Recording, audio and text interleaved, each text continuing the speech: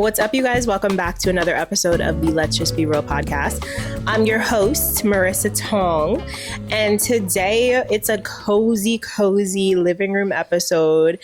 We got some wine popping and one of my very good friends, Kristina. Welcome to the show. Cheers. Thank you. Cheers. Hello. How you doing? Twe for having me. Thank you for the wine. She wasn't going to buy me wine, you guys, y'all. But here we go. Another thing. Here we go. If we only went back 30 minutes of how I was being treated before this podcast. She doesn't even want to be here. She's trying to rush back, okay, to Pennsylvania. I came here at 2:00 and she was still taking a shower, okay? I gave her my time limits, okay? We're talking about motherhood. I have to get back to the kids. But I still love her. I still love you too. Her. Thank you for coming on the show. Thank you for having me. So today we're going to be talking about motherhood for all the mommies out there. And not even just if you're a mom, but if you're someone who has mom friends, or if you're someone who's thinking about becoming a mom, maybe you're pregnant right now, maybe you are trying for a baby, this episode is for you because we're going to be getting into the realities. You know, we like to keep it real on this podcast. So we're going to be getting into the realities of motherhood, and Kristina's going to be sharing a little bit just about like her journey as a mom, things that she's learned, challenges she's faced, also like the perks of motherhood, like the good things that come with it. But before we get into that, Kristina, just tell the audience a little bit about yourself, who you are. Sure. So my name's Kristina. I am a working mom. I have, 3 jobs. I am a director of a program at Mount Sinai, a research program. I just picked up being an adjunct professor for a college nearby. And I also have an organization on the side that is my passion project. So yes, I'm a working mom. Working mother. A boss. Yes, I try. It's passion. So yes. That's what it is. So yeah, that's me. I do have a husband and I have 2 wonderful children, which we will talk about. Let me drink to that. Sorry. I will drink to DJ. Cheers to the kids. Yes, and Nola. And yo, if y'all are watching on YouTube right now, my dog, he thinks he's the star of this podcast. Get out of here. Oh, there we go. Okay, good. Chill. There we Chill go. out, bro. But yes, DJ is 7, and Nola is 4. So cheers to that. That's why she's trying to leave. But no. We're going to talk about it because let's dive in. Okay, let's go. Let's go. When you have mom friends, you have to know that their time is very limited. Okay. Mom friends, they got to go. Their time with you is going to be limited. They have things to do. Their kids, you know, they come first. Yes. And I can't. So mind you, okay, we'll talk about how we first met. But like, I have been here since, 2? Like, I got here on time. And I really want to hang out with my friend. But in the back of my mind as a mom, I can't be having the kids with the cousins all day. Yes. I have to, like, be time conscious. Yes. And so, yeah, she said, well, how long do I have you till? I said, you got me till about 6. She got mad, y'all. She got a little upset. She said 6? What?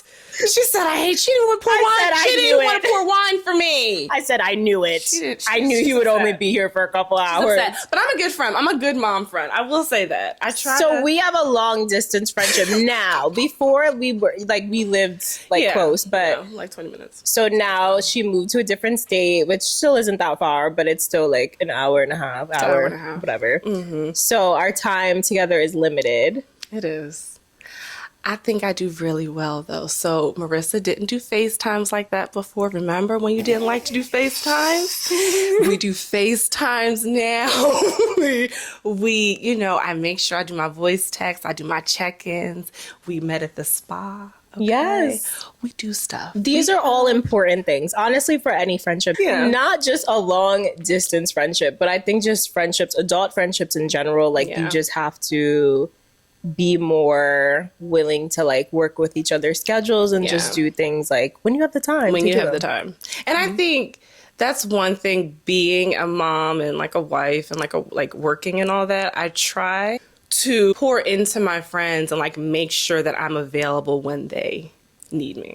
So like with my single friends or my mom friends or my entrepreneur friends, like I make sure that when they need me, regardless of, okay, like I know they know I'm a mom, but I make sure that I'm a good friend to them. That's one of my like biggest like pet peeves. Like I don't think I'm a high maintenance friend, but I feel like there are periods in life when you need more, you know, from your friends. So I always want to make sure that I am available regardless of my life, you know. So if that makes sense. So, It does. Yeah. It does. But let's talk a little bit about how we met, how we became friends. Lord, Were this you intense weren't Scorpio. pregnant, right? You weren't pregnant. No, Oh, you're talking about the trip that we took? that's how it That popped was not out. how we met, though. Oh my gosh, that's not how we met, but that's how we got close. Like that's how we were like, oh, like we became cool. But how we met was I took Jasmine's Vixen class. Our friend Jasmine, she was on the show episode, damn, I don't even know. I want to say like 46 maybe. Yeah, a couple episodes ago. You guys can She go was back and really, check. really good. Love you, Jasmine. We love you. Yeah, I took her Vixen, and then I was looking for another one because I needed like another day because I loved Vixen so much. No, I went to Cece's first. I went to Cece's when she was doing Vixen. Shout out to Cece, Then Vixen I Army, did, NJ. Yes, I did Cece's. I was like, oh, this is cool. And then I did Jasmine's, and then Jasmine's like, okay, well, there's also Marissa, and I did Marissa's. And then I did Marissa's class, and I was like, oh, this is cool. I was still doing Jasmine's class. And I will always remember how you came up to me because she reminds me, you know, she's like short. She reminds me of like a little gymnast. So she came up, and she was like, you know Jasmine. She was like, I'm Marissa. You were like, I'm Marissa. You know Jasmine, don't you? I was like, oh yeah. I was like, oh, nice to meet you. It was so cute. She was like, she was like, felt like a little cheerleader. That's how she kind of looked. Cheerleader. So I was like, oh, like, that's cute. And then that's how we met. And I started taking your Vixen classes, your heels classes back in the day. We talking about She was a heels OG baddie. back in the day. OG heels baddie. Yeah, back in the day when I had one child, not two. Yes, back in the day. And then you were still dancing through your second pregnancy. Yes, you should pull up those videos. Yes. Lord. Yes, the second pregnancy, that's when I told you I did, one of my favorite routines, Boasty. Back in the day, that was still my favorite. That's when I was pregnant with Nola, and I told you, I was like, yeah, I'm pregnant. You were like, oh, congratulations. And I was still dancing. I danced in that pregnancy. Yeah, you did. I think that's why I wasn't as like calm during that pregnancy. I was dancing, and like Nola is a testament to that. Like Nola is spicy. She's spicy. Nola's spicy. Spicy mommy. So yes, that's how we met. We were dancing, and then we took a girls trip. Go ahead. Why don't you give me your rendition of the girls trip and how we first started to talk? I want because I have mine, but I want you to tell me how we don't shame me. How we like started talking in the girls trip. Do you remember? It was a beautiful winter day. It was a beautiful winter day. You asked me a very intense question. So it was three of us. We took a trip. Our friend Jasmine invited us to her girl's house, like upstate New York. And so it was like four of us. And it was the first time that we had like intimately hung out. Like we never like really hung out. Like I've hung out with Jasmine, but you were kind of like the mutual friend. I was the mutual friend. I was like, okay, we'll see. Yeah. It was vibes. Like we were talking, we were drinking, we were up late. It was snowing outside, like cozy cabin vibes. But if you guys have like any Scorpios in your life, you know that we're not going to open up right away. So we're talking about things. I think like maybe you started opening up about something. Of course. Gemini, I'm like, all right, she cool. So I'm opening up, and you say the most intense question. She looks me in the eye and she's like, can I trust you? I said, oh. I felt like I was entering in a relationship after that. I felt like it was so intense, and she was so, well, one, I could tell as Gemini that I am. I was okay, she's been burned before. I was like, okay, she's been burned before. She hasn't trusted easily. This is why she's asking me this intense question.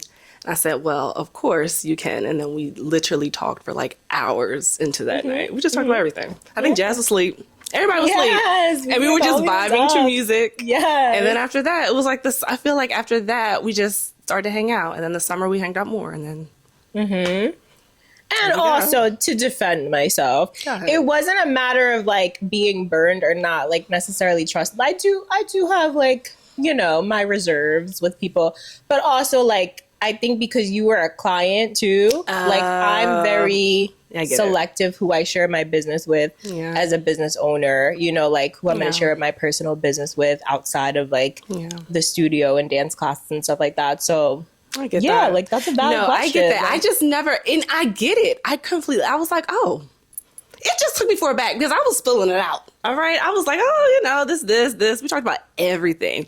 And then it was just like a pause. And it was like, can I trust you? Like you looked me in my eye. Can I trust you? I said, oh. So yeah, years later. Yeah. Here we are. And then we just meshed. I don't know how. Yeah. I don't know how. And then, and then I met your kids, and the kids are so sweet. Me and Deej, I feel like, have a water sign connection. He's a Cancer. I'm a Scorpio.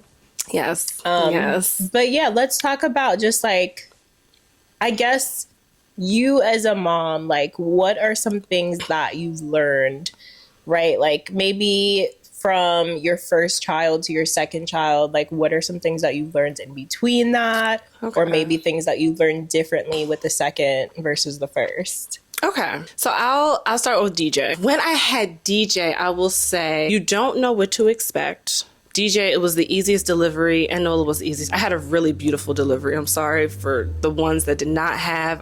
DJ was on 3 pushes, and I pulled DJ out. That's crazy.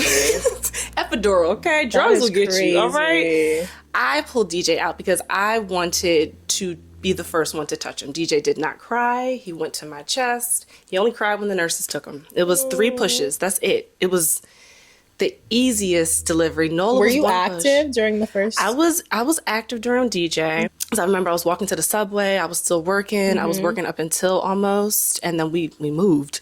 So I was active, but I wasn't. I don't know. I was calm with DJ.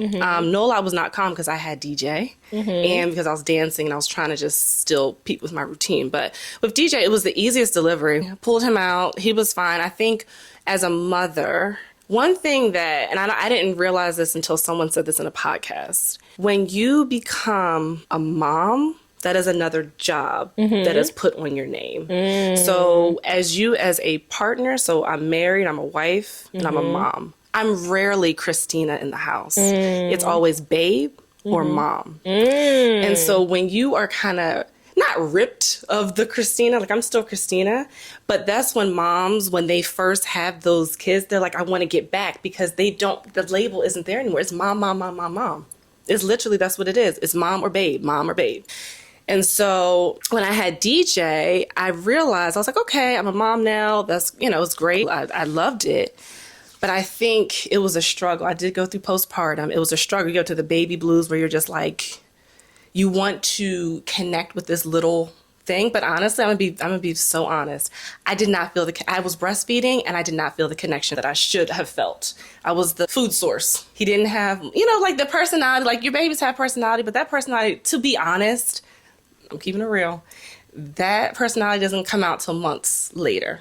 So if you don't have the connection that you have a connection, he was breastfeeding, he was great as my baby, okay, you have, but it's not as strong as you think it's going to be at times. You are going to be sad. You're not going to be sleeping. You can be damn near delusional at times because you're not sleeping. And so you really go through a period of, well, damn, like, is this it? Like, am I going to get through this?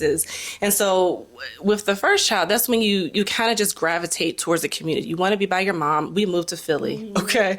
I was working in New York. We moved to Philly to be by my mom, just to be by my mom and my sister. You need a community. That's when I was looking for groups. You just need the support groups because you're not sleeping. You're a mom. You're still a wife. You feel overwhelmed. And so I got out of it.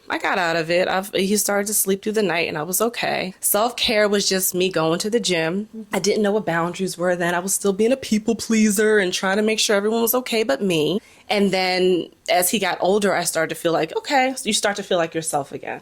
and yourself in a different way, though. I'm never going to be the Kristina I was before DJ, but the Kristina I am now is amazing, you know? Yeah. So, yes. I told her that today. I was like, yes, looking like a feminine, grown woman. Like, I love that. I try to be my feminine, but yes, like, and so yeah, so DJ was it was a beautiful delivery. The thing with self-care with new moms, just get your community. And get your community. If you have a loving partner who wants to help, let the man or the partner help. Let them help. Let the mom help. I think with moms, we get through this thing where we're like, no, we have to make sure the baby's breathing every 2 seconds. Oh my gosh, the baby.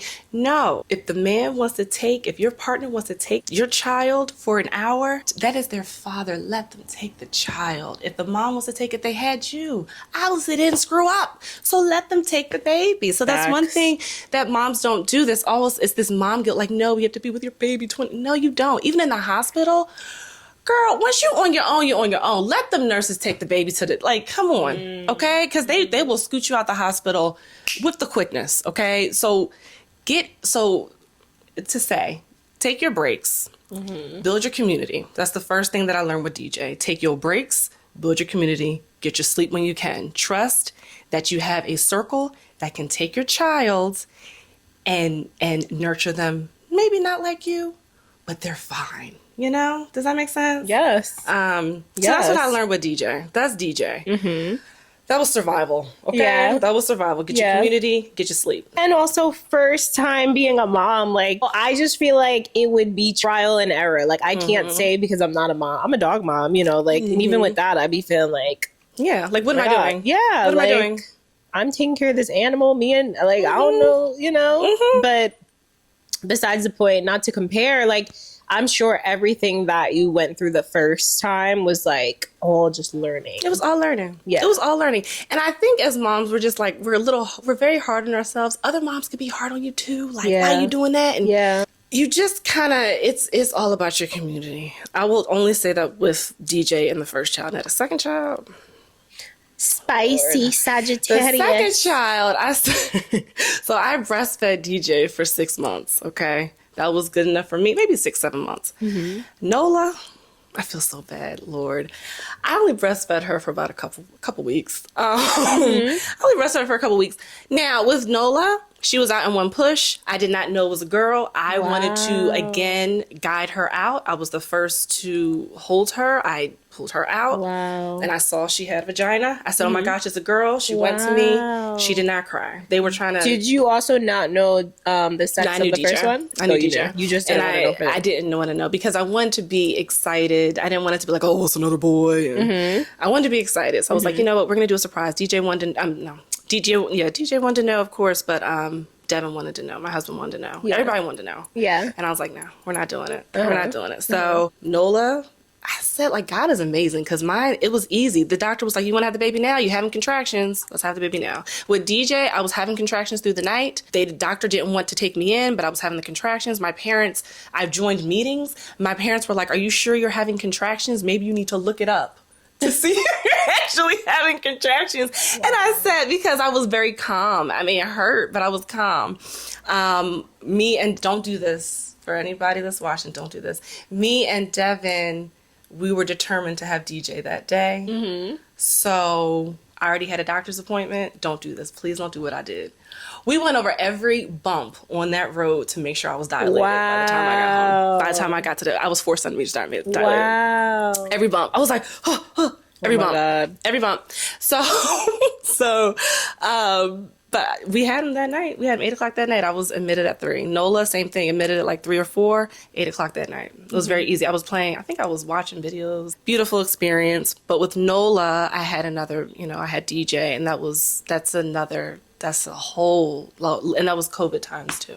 Wow. So that's a whole other thing. If you have COVID times hit, and I had to go back to work. I didn't know how. I'm an essential employee, so one thing about my job, I'm an animal behaviorist, but I work in the biomedical field. So research, animal models, I'm not the research side, I am the animal care side. And so the animal care side, we are essential employees. We have to go in, these animals, hamsters, that's COVID research, monkeys, pigs, they have to be cared for 365, you know. So I still had to go in and I had to figure out how I was going to care for the children and go into work. And then we went, you know, somewhat remote and I had to figure it out. But that was hard. Now, COVID was hard. And I know COVID was hard for parents. COVID was hard for parents. I can only imagine, girl. COVID was hard for parents because we had to juggle and figure out work. How to school your kids. How to school them. You adjusting to work. Yes. I remember Devin had meetings and I would be with the kids in a room teaching them. My sister is a tutor, so this is why DJ actually skipped a grade because she tutored him through COVID. And so now he is 7, but he's in the 3rd grade. So with Nola, it was a completely different ball game. With Nola, it was, I'm still like working out. I'm still, you know, working. But DJ gave me some sleep. Nola didn't give me sleep. Yeah. So I don't know if I had the postpartum, but it was just very difficult having a young child. I think DJ was 3 or 4. And then having the baby because it used to be all about DJ, then it wasn't. So it was a little hard, but we got through it. I mean, so self-care looked with DJ was just getting your community and taking your time. With Nola, it was, again, that self-care was just survival. There was no way I can get up and meditate if you didn't sleep all night. You know, there was no way. It was more maybe just talking to other moms that were going through the same thing. And that really was refreshing. Or at that time, I joined Mocha Moms. So I would go to the Mocha Moms group sometimes and it's just at that stage, you kind of just want people that get it. You want people that get it during the newborn phase. But as they get older, that's when you kind of start to actually have time to do your makeup in the bathroom. You actually have time to meditate a little bit. You actually have time as they get a little bit older to kind of do the things. Like I didn't know how to contour until last year. I didn't know a facial routine. What? Like I didn't know any of this until I got to like be with myself in the bathroom and be like, oh, like, what am I going to do today? You know? So as they get older, and that's what you've probably witnessed, like when Nola was young, like I'm dancing, but I looked tired as fuck. Like I was tired. That's subjective. I don't know about that. You don't think I wouldn't say that. I don't know because only you have a different perspective of how your life is versus how other people see you. I never saw that. Really? No. Oh, I played it off. Different vibes, but like what would you say to the woman who's like on the fence right now about having children, who's like, I don't know, like my life is pretty good right now, like without children? Maybe they have a partner, maybe they don't have a partner, but they're still like thinking about having children, or maybe they feel pressured to have children. So for those women, so I think I will say props up to my community because I know someone that just had a miscarriage and I know someone that's trying. I know there's a whole group of 30-something-year-olds that are trying to go through an IVF journey that cannot have children. So because I know of all those communities and I'm someone that wants to but is on the fence, I think they have to check, like you got to look at the real reason why. So what I'm kind of going through now, if this makes sense, as these humans are getting older, my children are getting older, I'm realizing that I have to reparent myself in ways that I have never had to reparent myself. There are certain triggers of me being a people pleaser, that I'm recovering people pleaser, that they're still triggering, that I have to reparent myself and say, hey, am I loving you from, a good place of what I'm supposed to be loving you by? Or am I loving you because I'm just being a people pleaser and, or I didn't doing what society is, or I didn't get it as a child, so let me give it extra to you. I think once you commit to having a child, you have to be open to being self-aware, reparenting yourself, trying to do your healing journey, because what happens is, and this, all parents will say this, I'm trying to give what I didn't give, what I didn't have. And that is not balanced. That's not, you're giving something to someone that didn't fucking ask for it, honestly. So my biggest thing was I didn't feel like I was advocated for as a child. I was, fawn, like I was just people pleasing was my way of fitting in. And I didn't know how to advocate for myself. And so with DJ, and I talked to you about this, with DJ, he is the youngest in his class. He is so smart, but he is the youngest in his class.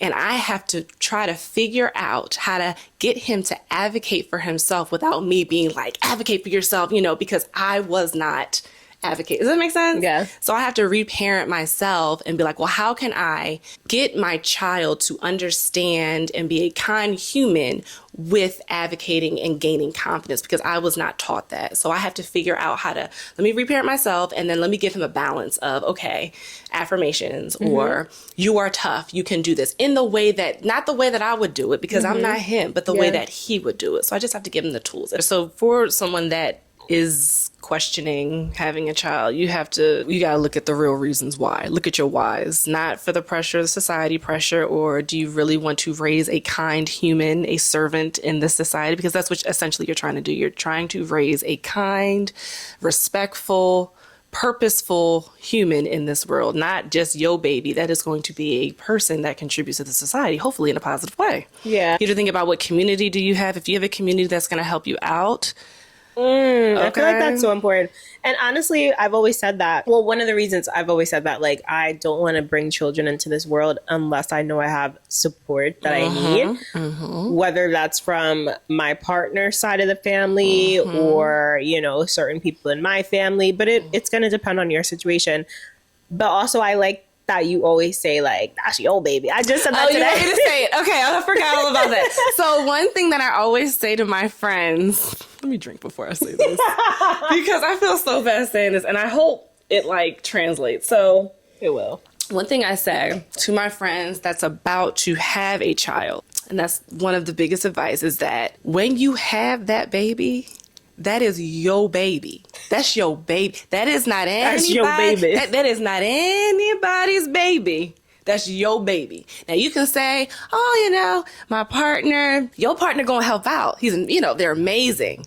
But that is your baby, which means you're responsible for doctors. You're responsible for parent, teacher, everything, sports, all of that. That is your baby. And so usually, I will say one of my really good friends, I told that before she had her first, and she did not understand it and she's married, she's a physician. She did not understand that until she had her first child. And she was like, damn, Kristina, I get it. Because you're not going to get it. Like, and that's the other thing. When mommy say, okay, rest and sleep, it's more like before you have the baby, it's not about the sleep. It's really not about the sleep. It's about your peace of mind. Your peace of mind, I'm never going to be able to kind of rest my mind. I always have DJ and Nola in the back of my mind. There will never be a time in life where I will not think about my kids in the back of my mind. Your mind will never be the same. My mom had said that too. She was like, you don't sleep the same after you have kids. Ever. Or like you're always waking up thinking about them. Or like you're always worried about them. Always. Lord, we won't keep it real. So with DJ and Nola too, we were in an apartment. They were in the other room. I think this is something from a past life. I do not understand, but I used to always look at the temperature in the room. And if it was like 69, didn't I tell you this? If it was like 69, if it was 60, I was too cold. And I used to go and I used to change it in the middle of the night. I was crazy. I was like, they're not comfortable. And so then we used to go down again because everyone used to get really cold. I used to always put it up. I was like, okay, it needs to get to 70. And then when I was out of town, I used to call my husband and be like, it's 65 in their room. Like, helicopter mom. This is what we call a helicopter mom. Don't do it. Like, it's too cold. And I feel like I prayed about it. I don't do it anymore. I prayed about that because I was like, what happened in my past life? What happened maybe when I was a baby where I was not comfortable? Something about the temperature really was like a trigger for me.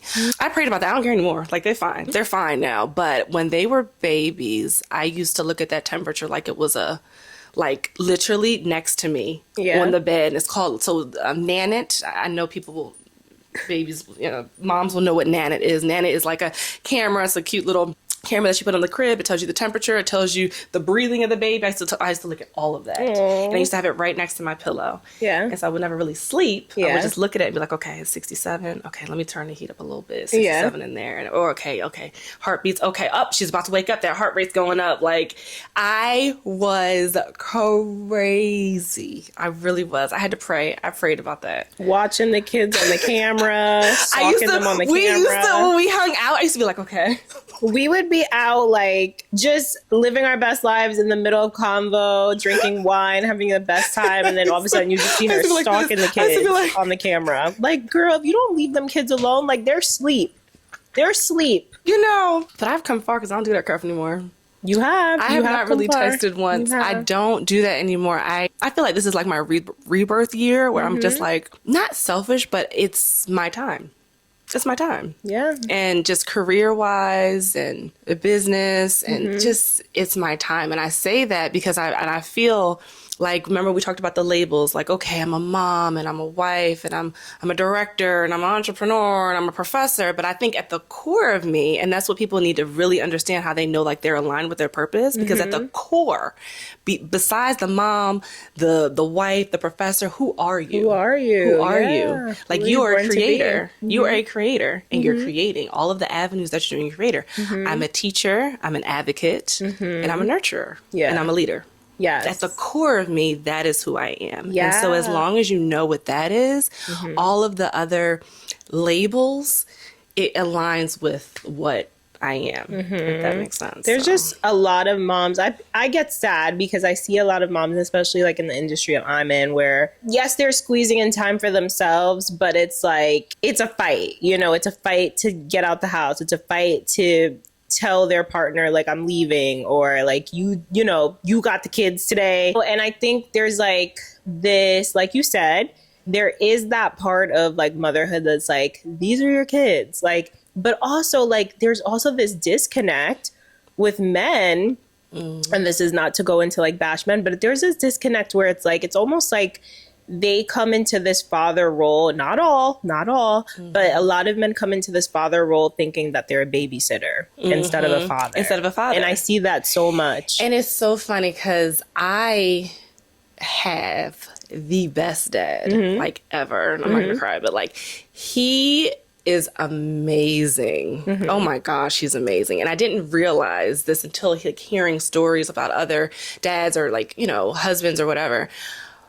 But he was like, he used to take me everywhere. He used to take me to dances. He used to take me rollerblading. He would practice basketball with me. Whatever he said he was going to do, he did. He wasn't very like, he didn't say, I'll say this. He didn't say like, I love you, but he showed it. I didn't realize, you don't realize it because I had such an amazing father and who like followed through with all of what he said he was going to do. That's what I looked for in a partner. I will say, we don't necessarily trust the man, the husband, the father to take the kids all the time. Yeah. And the man will feel that. The man feels that. Yeah. Okay? And so that makes him he's already not confident about taking 3 kids out, maybe even 1. It makes him less confident. And so we as women and wives have to kind of speak and just pour into a little bit, because I will say this, my husband, it was amazing. He took both kids out on his birthday. He took him to the aquarium, and I had the house to myself for about 6. I knew that was nice. 7 hours. I knew that was nice. It was amazing. And it was just time to all I did was maybe like look at TV. I laid down, looked at the ceiling. Like you kind of. Moms need that. Yes. They need time. Yes, they need time. And so I think if I was to say, do you have that? Do you have that? Do you have? No. Take them. You'll figure it out. Yeah. We kind of have to have trust in our partners to do that. So it's one to say yes, like, okay, please take them. But don't say, please take them and then do.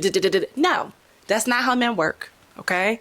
Let them figure it out. Okay? As they will should. come back and get the diaper bag. They will come back and get whatever they'll go buy another one. Okay? Also, they're a parent just like you. They are. They should figure it out. They really are. So I think as women and wives and partners, we have to trust that our partner is going to figure it out. We also have to give them the confidence that if we say we need a break and we need you to take these kids, that they will take the kids, okay? There's no, did you, nope. Let them take the kids wherever they want to go. Yeah. Okay? Like, I think, so what you're saying is correct. Like, with some fathers, yes, you will see, like, why aren't they, but it's also what I'm learning is, and what I've heard from the other side is like, well, shoot, like, I want to take the kids, but they're nervous. They have the nerves too about taking both kids or one kid or three kids out, even to the playground, you know? So what I've noticed about my husband, he's just more safety, and he's more like, you know, like he needs everything, all ducks in a row and the snacks, where I'm like, let's go. We'll find snacks. We'll go to Wawa. Yeah. You know, so I've learned to deal with that, where he just needs to be prepared, and he has to feel prepared. And it needs to be a grand trip. It can't be just to the playground. And there's different parenting styles. And I think that's okay for you and your partner to have different parenting styles and to understand that. But yeah, it just has to be communicated. It has to be communicated. Communicate your expectations. Say, hey, this week you're going to put it in the calendar, follow up on that calendar. Say, hey, remember 11 o'clock, you said you were going to do this. Accountability. Yeah, accountability. Accountability, for sure. And I think, like I said, what I'm learning is that as these kids get older, the more the partners feel comfortable taking them out. It's not about the diaper changes anymore, the bottles. Because small kids are scary. Small kids are scary. They are. So, I'm scared of them. Right. So it's hard, and you do need it might be in the newborn phase and the toddler phase or whatever, the mom just has to get out. And it sucks because you can't get the house to yourself, but you just might have to get out and go to the spot. And that just might be your thing, or go anywhere. Like I did, you'll see. No, I did it on Instagram where I was just like, I was feeling overwhelmed, and I went in the car and I got some sushi and I just jammed out. You know, that's some of your self-care. That is self-care. Yeah. And so, hold your partner accountable. Wait, do not pour into him the confidence that you have that he is going to, his kids too, that he is going to, that it's going to be a good time, you know? So I agree. I agree with the father thing. Yeah. But we definitely are going to have part 2 of this conversation. I do want to continue on the combo and maybe get into like more of the dynamic of like, say it, Marissa, Lord help me, baby mama, baby daddy drama. Like, and even though like neither of us are in that, I think it could be different with moms, and I don't want to leave out anybody who's not married or like, you know, who is a single mom. Like, I do want to talk about that a little bit, like maybe just the expectations or how things are a little different or how you need to be pouring a little bit more into yourself as a single parent and things like that. And also maybe just like having a child with someone and expecting them to be a certain way and they're not. And they're not. Like, I've seen that a lot with friends, you know, and so there will definitely be a part 2. And maybe we'll add another mom in the mix. Like, I think that would be cool to have maybe like a single mama in the mix and talk about, you know, the different types of parenting and situations, because I don't want y'all to think that like Kristina's situation is like the same for every single mom. She's here to kind of just like shed some light on, you know, just being a mom in general and having to deal with the changes and deal with the realizations and also like taking care of your freaking self. Like taking care of yourself. Like she said, eating sushi in the car, listening to music, whatever. Like if that's self-care to you, do it. Reparent yourselves, moms, because and therapy, because one quick story. Yes, Nola Rose, Sagittarius. I'm gonna put it out there. My daughter, okay, her whole chart, right, is fire. She's a Sagittarius sun. She is a Leo rising, and she is an Aries moon. She is fire. Reparent yourselves, because she literally was like in the car. I was trying to take her out. She's a daddy's girl. I was trying to take her out. We were going to go look at Christmas trees. And because her and DJ were beefing that day. So I said, you know what? Me and Nola, they were beefing that day. I said, you know what? Me and Nola, let's go. Me and you, girl power. We go. And she's in the car. I said, let's go. Let's get out the car. She says, I said, aren't you excited? She's like, no, I don't love you as much as daddy. I don't love you as much. She repeated herself, so I could hear.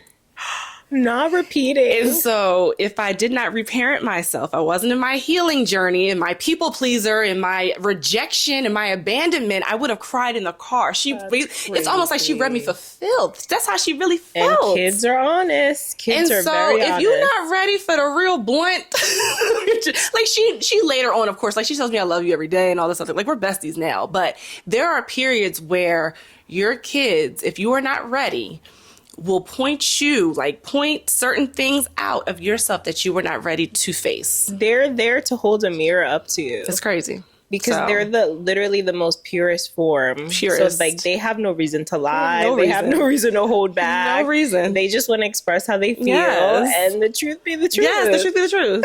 So that's why I said, I was like, it's a whole thing. And we can definitely dive deeper later. I just had to say that story because I thought I was like, That's if hilarious. I was not in my healing journey, if I wasn't like, I would have cried in the car because that was so hurtful. I'm like, it's going to be me and her. Yeah. I'm trying to connect. Yeah. That's crazy. It was a horrible trip. But we're fine now. We're besties now. But before, Nola. that's how Nola meant it. So that's what I'm saying. For moms, you gotta. Girl, thank you so much for coming on the show. No problem. I know your time is limited. So she was, she didn't even want to pour wine for me, you guys. I hope That's a lie. She didn't want to pour wine for me. She said, you're going to leave me. No. Do you even deserve the wine? I said, I just don't want you to be driving feeling crazy. She said, I think, you know what? I wish people need to know how you are towards me. What? People need to know. Nah, people, said, Geminis are they're strange people. I hate you. No, I love her. Thank you so much for having me on. Thank you for coming. I appreciate Tell you. the people where they can find you on social media. I really don't post a lot on my personal page, but if you want to know my business and animals, I'm an animal behaviorist and promoting biomedical research and animal care and enrichment and behavior. It's American Association for Laboratory Animal Enrichment, ALA.org or ALA Enrichment. So if you see some cute animal videos, that's me.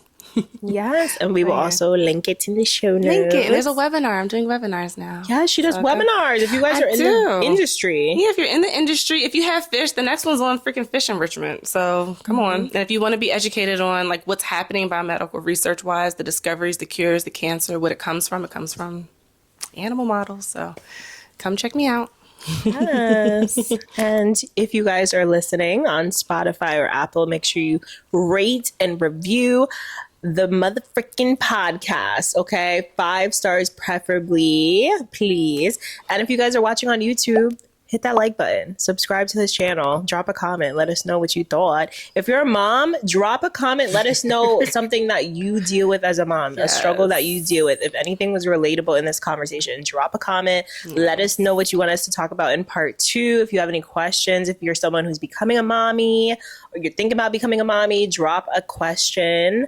And yeah, share this video with a mom friend. Yay. Yeah, thank you guys so much. Thank you, Kristina, for coming on. Bye. And we'll see you guys in the next episode. Take care. Bye. Milo, leave me alone. Milo, off. Sit.